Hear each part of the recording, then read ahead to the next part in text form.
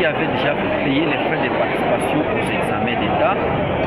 Et comme le chef de l'État avait promis aux parents de la ville de Goma et du Nord Kivu en général, et nous sommes ici à l'Institut Bunga et à l'Institut Majengo, où nous sommes avec l'INSCOOL de Karisimbi 2. Il est vrai que certains préfets chefs d'établissement ont dit qu'ils avaient déjà payé les frais de participation à l'examen d'État et que les frais là-bas étaient déjà déposés auprès du pool de Karisimbi 2. Il est vrai que l'INSCOOL a accepté que cet argent a été remis. Sur 71 écoles, il n'y a que 8 écoles qui avaient déjà versé ces frais là-bas. Et l'argent est logé, bien sûr, dans les comptes du pool. Et le moment venu, comme nous les rencontrons au centre d'examen d'État, il est le chef de centre, il a promis que les frais là-bas seront restitués au chef d'établissement. Quant à eux, de restituer ça aux parents d'élèves et cela sera bien organisé.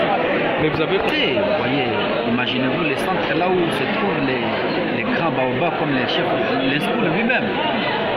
Vraiment, c'est très bien organisé.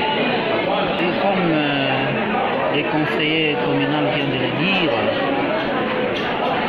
avant la passation de ces épreuves certificatives, examen d'État hors session, édition 2024, à mon bureau, j'avais déjà établi un acte de remboursement de l'argent,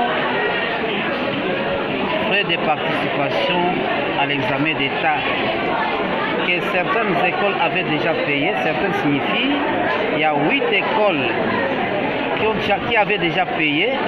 Il y a certaines parmi les 8, il y a une école qui avait déjà payé la totalité, c'est l'Institut Saint-Marc.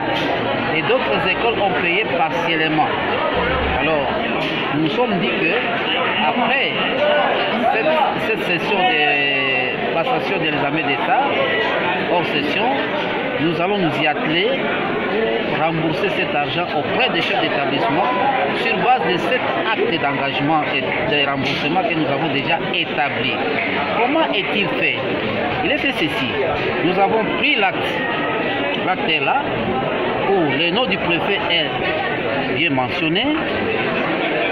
En deçà de cet acte-là, sur la première page, il y a les options que cette école organise, l'effectif des élèves qui ont déjà payé par option. Et là, en dessous, nous avons la somme totale. Maintenant, au verso de cet acte-là, il y a les E02, c'est-à-dire les listages, qui reprend les noms de chaque élève.